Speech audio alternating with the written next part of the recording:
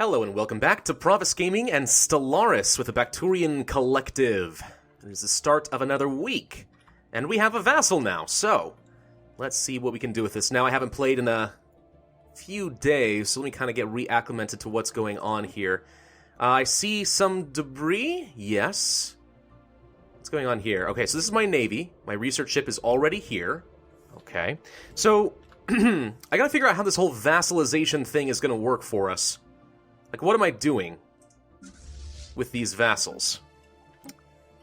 What kind of interactions do I actually have with you? Not many, I don't think. The Pabellan Star Empire. There should be, like, an indicator here. Oh, wait, there is. This is the vassalization symbol. A vassal under the Bakturian Collective. Okay. So, if I communicate with you...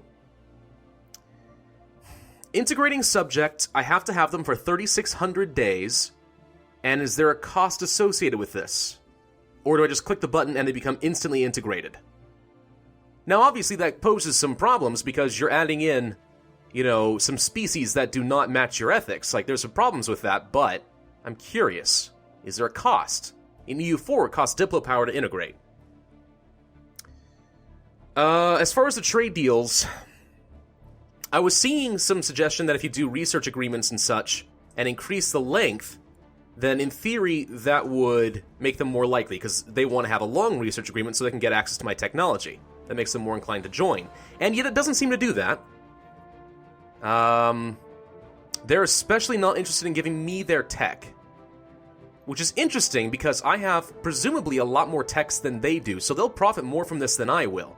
What's this? Trade willingness. Oh, that's interesting. Their willingness to trade is base of 80%. So there's a penalty to this modifier right here for their reasons. Okay. Huh. So yeah, making it longer does make them less inclined, and I don't know why, because I would have assumed if they're getting more technology benefits than I am, then there's a positive reason for them to do this. But apparently not. And it's not like I can promise like a non-aggression treaty, so it's like the longer this is, the better, because I would rather have a longer negotiation treaty, than a short one. But no, it does not appear to be how it works. Is there some sort of ledger where I can find out what they are providing me as a vassal? Like, am I getting some bonus energy from them? Like, am I getting a tax from them? That's a new question. Empire. This is my output, my worlds.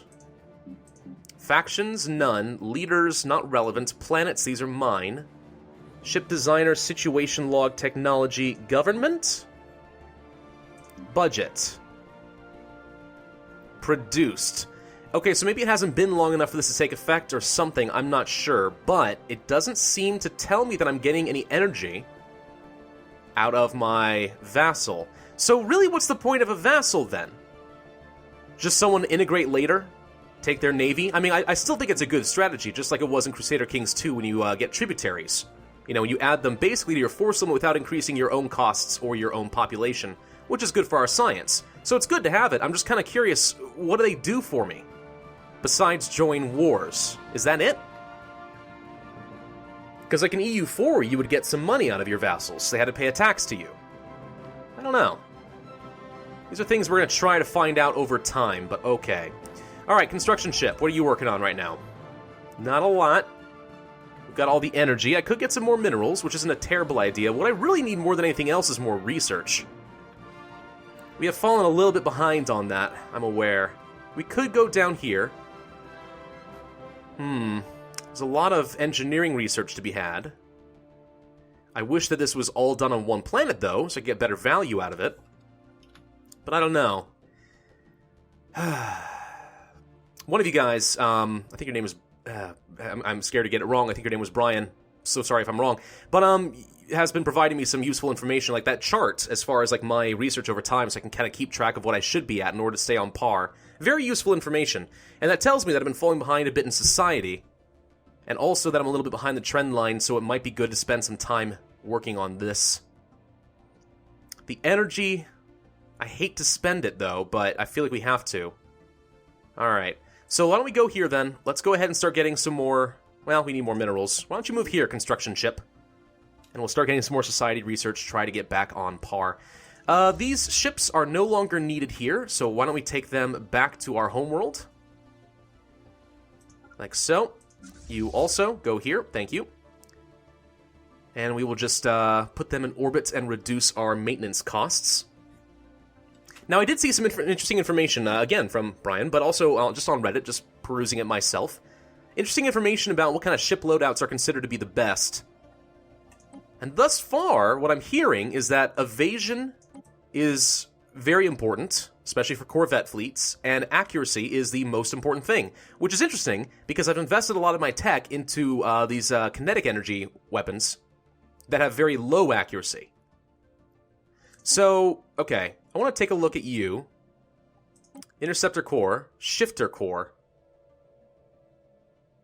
What? I think it was saying that shifter cores are good. Why would shifter cores be good? Utility slots? No. Not if I don't want more shields or armor or something. Like, what does utility do for us? Not a lot. I mean, deflectors are good. Survivability is apparently the most important thing. In that case, getting defensive combat computers might make sense. Chance to evade, hull points, is that more important than raw DPS? Getting better thrusters sounds kind of important. And I don't have any other kind of weapon types right now. Let's take a look at our destroyers real quick. Flash bulwark, shrine bulwark. Medium's not that important. But large weapons supposedly are not that good. I don't know, I feel like we need to get some sort of weapon type that has really good accuracy, more than anything else. Now I want to take a look at some of this stuff. Changing research. See, the plasma throwers are still here. So we're mining... Okay, now a couple of these come from special events. Is this why they are highlighted? This technology will remain as a valid option until it is researched. Okay.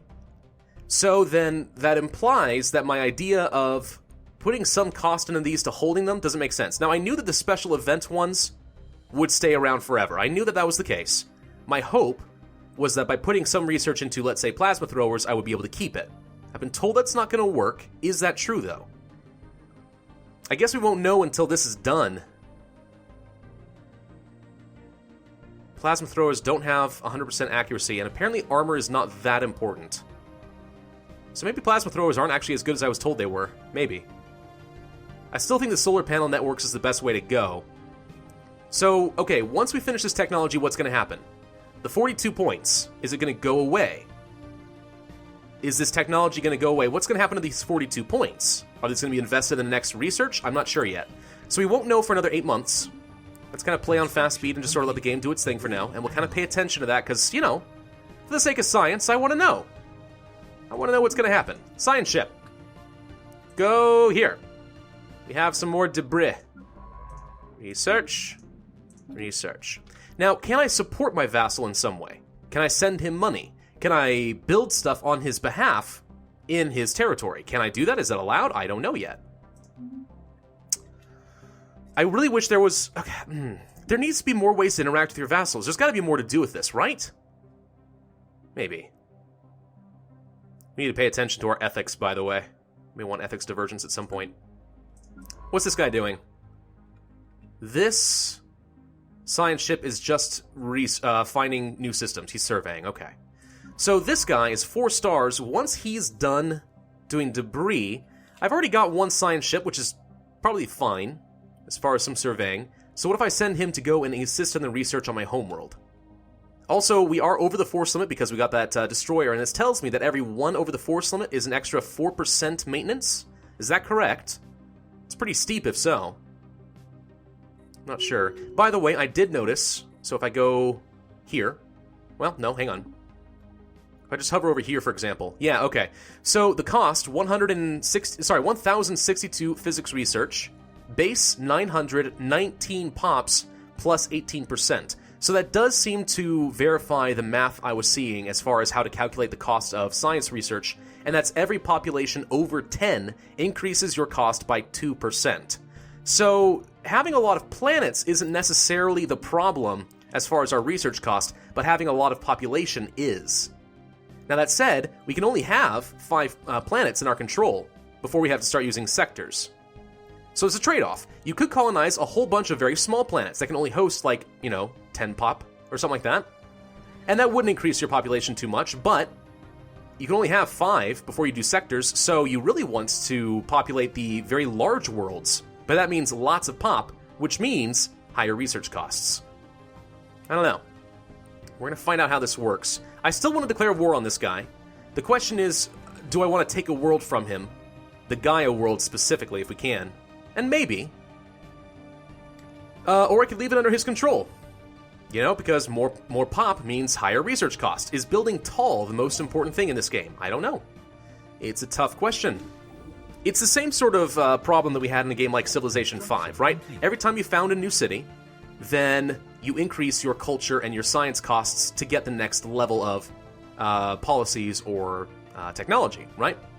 But the promise was that, yes, you'll have to eat the higher costs in the short term, but eventually you can improve that city enough that it overcomes the penalty and is producing more than the penalty to your costs, in theory, right? That was the idea behind it. All right. Solar panel network has been done. Let's do new research. No. Okay, they are gone. So what happens to my points? Those extra points just go into the ether? I see 5 stored points, but that doesn't seem relevant to me. Interesting. So yeah, they're gone. I don't know what happens to the extra points, though. And I see field modulation still has 86. What's this from? Is this something I was researching? I can't remember where I got these points. Cold fusion reactors, better physics labs, advanced combat roles, but it's very expensive and it's going to take me a while. This will probably come back. Let's go ahead and do field modulation because I do have a Bakturian power plant that I could upgrade, and that's worth extra energy. Plus power plant 2. Overall, I think the extra energy is going to be more important to us. So yeah, that's good to know then. That it's very good to know that those points do actually go away. What's the special project? Debris. The engineering department is working on that, but he is storing up 32 research, which is interesting. That's a little less than double what I actually have here.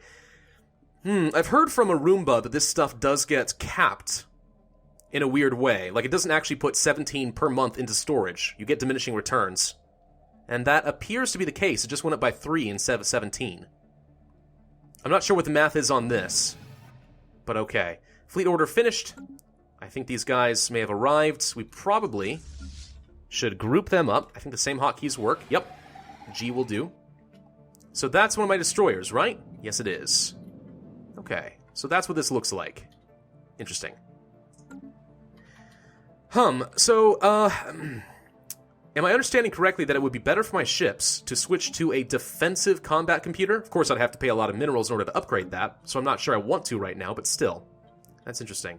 Let's go to our main worlds, let's go to our spaceport, and let's build some new modules. Solar panel. Seems useful. Wrong button. Solar panel, and let's also build the Corvette assembly yards there, too. Debris. We got some of the, we got some points for that. Debris analyzed, more progress toward the nuclear missiles, more physics research, engineering research, and so on. Good, good, good. So what happens then with the research you're getting from debris? So there's nuclear missiles. They're actually almost done. Okay, so even though we didn't get these from an event like we did for the crystal shard throwers or the deep core mining, it still holds on to the points. So researching debris increases the number of permanently available technologies. So that actually means that researching debris may actually be pretty good. The accuracy's so bad here. Interesting. What were we working on? Advanced mineral processing, right? I think we were. Okay. Huh. Well, this is interesting, isn't it? All right, construction ship. Why don't you get me some more stuff? We got more energy about to come in. Let's get some research. Lots of research points. This science ship is done, so let's send the science ship back home. This is my home, right? Yes. Come here and assist in research, and we'll see what happens. Now, it said it increases by 5% per level of the scientist. So does that mean I'm going to get 20% to all of this? Is all of this about to go up to 36%? Maybe. That should increase my research speed rather drastically. We're gonna find out. More Bakturian stone there. 5 months left on this. Then we'll be able to upgrade. Use the Bakturian we're already generating. Strategic resources seem to work in this game the same way they do in a game like Civ 5. you use them up, like you use up your horses or your iron or your aluminum or aluminium, depending on your personal preference. Wow, there's a lot of physics in these two systems here. Goodness gracious me. All right, go ahead and research here.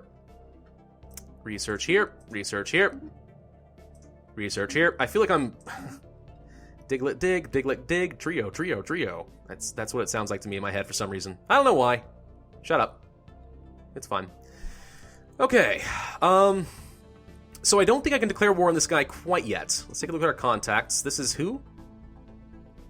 The Dorblin Confederation. These different names make things kind of difficult for me. You are inferior. Actually, we could destroy you now, which might be a good idea. Now, he may have a lot of research, or he may have a lot of stations available to him. Okay, well, why don't we continue to build up our force limit, but now we know that we are surpassing him. It says whoops, we're evading, okay. It says that he is equivalent to us in tech, but we're gonna see. Let's just kind of get ourselves more of a scientific advantage as much as we can. We'll build here, whoops. Okay, I don't like, right, I have this ship selected, and I go into the system, and then I right-click. Oh, it did work that time. What the heck? All right. I don't know, I thought I had this ship selected, then I went into the system, and I had to click on this again in order to get its attention. That's happened multiple times, but this time, right when I'm trying to make a point, it makes me a liar. So fine, screw you. Construction. We have access to most of your planets, but not this one.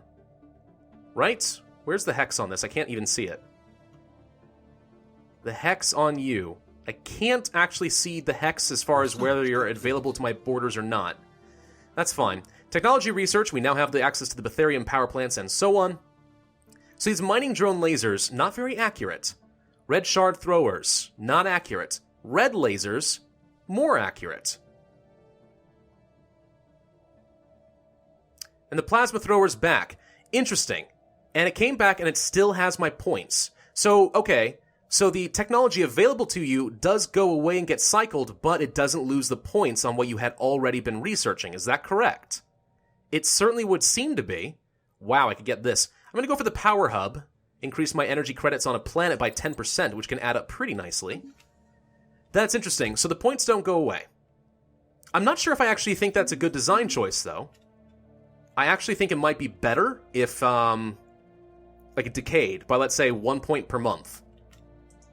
But I don't know. I don't know. I have no idea whether that makes sense or not. Is that good? Is that bad? I don't know. It's interesting. There's a lot we need to explore in this game. A heck of a lot. I'm enjoying it, though. Very much enjoying it. I was not holding shift there. Oops. Alright. So, you are here, and you are researching. Still 16%. Right? You are helping here, right? Assisting research.